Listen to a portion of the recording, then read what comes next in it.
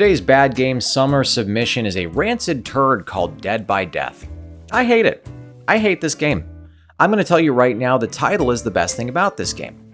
I grew up in the early 90s playing the old Apogee platformers like Crystal Caves, Secret Agent, and a ton of others, and this is nowhere near as fun as they are. I point that out because this game is described on its store page on Steam as a retro-style platformer.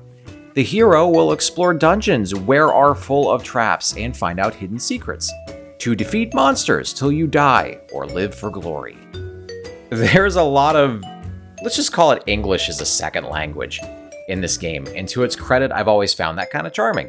Maybe it's because there's people across the world who want to speak English and are actually trying to do it correctly, while people under 30 in my own country speak with a slang and dialect that make them sound like f***ing retards. I'd be less bitter if they just got my order right at Taco Bell and didn't get my tax dollars. Anyways, there's no story to this abomination. You hit the button to start the game and it gives you a level select. At first, the game does look like it's going to be some sort of a Metroidvania, and as much as I complain about how many of those there are out there, this game would have actually benefited from that. It's got some artwork and platforming that will remind anybody who isn't Helen Keller of any of the classic Castlevania titles. There's bats, there's werewolves, some skeletons, your mother, and the animation looks like something I created in Flash 10 years ago. But the graphics are at least clean looking and get the job done. For $3, I'm not expecting Symphony of the Night. Though sometimes Symphony of the Night is on sale for $5, so maybe I should start expecting that. The gameplay itself is terrible though. The game isn't brutally difficult, but it's pretty unforgiving. There are no checkpoints, so if you die at any point in a level, whether it's the very beginning or like 2 steps away from the exit, which by the way has actually happened to me, you're starting over with the only progress being saved being any rubies that you picked up that are hidden in each level. You'll want to grab those and any coins you see because you'll need those to craft ammo, health potions, and items you can equip that'll give you an advantage. Until you craft any health upgrades, your health in this is donkey crap, and most things will kill you in just a couple hits. Some of the enemies that you kill are going to turn into a flame for a split second before they die, kind of a callback to Castlevania as well. You'll learn to wait until that little flame thing is gone, or else you'll get hurt by it and likely killed by it too. Thankfully, the levels are kind of short, so if you get killed, you have an idea of where you need to go and what you need to avoid to make it out with the least amount of damage possible. Under your health bar is also a critical hit chance bar, which is the first time I've ever seen that stat represented on a game's HUD. Like, ever. Why would anybody need their crit chance that readily available to look at anyway? You don't gain experience levels in this game, so who cares? You have 2 attacks, one being the worst melee attack in the history of gaming. It's the equivalent of a French person slapping you in the face with a club and demanding a duel. The other is the worst gun in the history of gaming. The fire rate is hideously slow, and getting multiple guns in this kinda helps, but not really.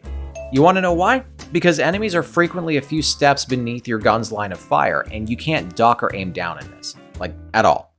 So basically, if an enemy is below you and you want or need to kill it to progress, you have to figure out how to get around it to make yourself level with the enemy, then you can shoot it and damage it.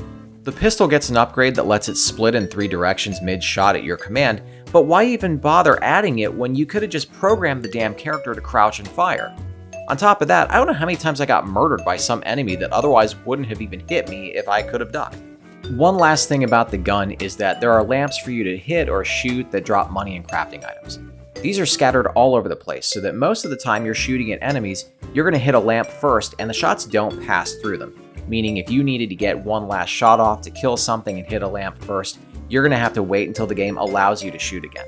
On top of that, most of your shots don't even come close to the lamp, but the game allows them to connect anyway, because apparently the lamps have a bigger hitbox than Abigail in Street Fighter. Now, believe it or not, the melee is actually worse for a couple reasons. First, this wanking claw's range is really short and will get you hit if you're not careful. Second is if you actually do hit the enemy, the connecting hit will actually knock you backward. Remember playing Castlevania or Ninja Gaiden and getting damaged would knock you back, usually over a cliff, and you'd scream swear words your parents didn't know you knew, but all your friends in elementary school taught them to you? Unless you plan your melee attacks in advance, the same is going to happen here.